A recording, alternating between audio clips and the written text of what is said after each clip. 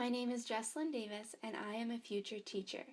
I've created a digital story about ESL students and how teachers can facilitate students' learning with digital technology. Education is about expanding horizons on students' learning and providing opportunities to explore and grow in their learning. One major way students can explore their learning is through the use of technology. This question is important to me because my minor is in teaching English as a second language. I believe it is important that we are aware of the students who are ESL learners so we can provide specific digital technologies that will enhance their learning experience. In past experience, I have taken Spanish classes. I found it so fascinating learning about another language. However, it had its challenges. My previous teacher provided certain websites that provided extra support to my learning. I thought this was important because as teachers we want to recognize that students with different backgrounds, languages, values, and beliefs will come to school and approach learning in many different ways. As teachers, we want to be able to facilitate our students' learning and provide multiple methods of teaching that can enhance and enlighten their learning. The use of technology is popular in schools, especially when it comes to ELL and ESL students. A number of studies have been done in regards to the effectiveness of technology in facilitating the learning of ESL students. The following sources provide a foundation of how technology can be used to facilitate ESL students. Technology continues to play a large role in students' learning. These sources highlights the importance of using technology in a classroom to increase ELL student interactivity. ESL students need that extra support from their teachers and classmates in their learning and understanding.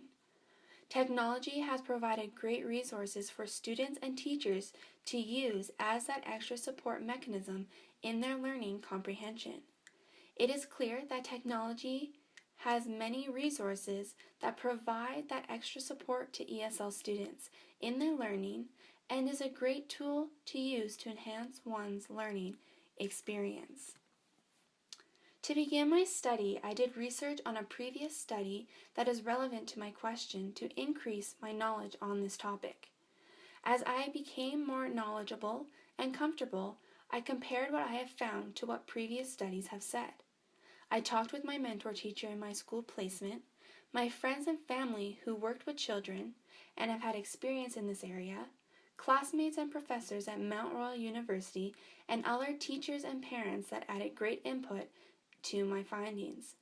Those that participated in my research were completely anonymous to protect them from any exposed risks. Some specific methods I used to collect my data were online surveys, online interviews with expert Dr. Hetty, notes, personal observations, and further research. As I collected my data, I categorized the answers into pros and cons of the use of technology when teaching ESL or ELL students. In my research, I have concluded with 5 major figures that represent my findings on how technology can be used to facilitate the learning of ESL students. My findings show who the major participants were, if a teacher, the age group he or she teaches, the most popular use of digital technology used in the classroom, how often technology is used in the classroom, and whether or not the participants have had experience working with ESL students. In this first figure, it shows the majority of participants in my survey were students. I think this can be very beneficial to my research because even though many students might have different areas of study, their input is very helpful and efficient because they have suggestions and ideas that I may not have thought of. The second portion of my survey is 18.2% of participants, which are teachers. This demonstrates that they have plenty of experience using digital technologies with ESL students. All participants are credible and have had some sort of experience in working or assisting in a classroom. The next figure shows 40% teach grade 2 and another 40% teach grade 3, and the other 20% teach grade 1. I thought this was very interesting but helpful findings because especially at a young age, teachers want to provide extra assistance to students whose native language is not English. With having feedback from experts in this area, this allows for a richer understanding of how beneficial the use of digital technology can be and the appropriate age groups digital technology works well in. The next figure is what is the most used form of technology in your class? Figure 3 provides very interesting and intriguing findings. It shows the majority of classrooms use computer desk laptops in their classroom. This allows for future and developing teachers to see how other classrooms incorporate digital technology in their classroom. 36.4% use laptops in their classroom. Laptops are a wonderful tool to use as students can move around and use their classroom environment in a way that will benefit them in their learning. As teachers, we want our students to use the environment that is provided to them in a way that will enrich their learning experience, and have portable digital devices allows for this enrichment. The remaining of the participants, 18.2%, said that iPods are used the most in their classroom. iPods are small and easy to handle, and when students need that quiet time to themselves in their learning, iPods are a great tool to have. The next figure talks about how often do you use technology in your classroom. There is a variety of answers of how much technology is used in the classroom. The amount of technology used in a classroom will depend on how the teacher teaches as well as to how the students behave. 33.3% of the participants said that they use technology every day. This can be done through teaching using a smartboard, computer, laptop, iPod, etc.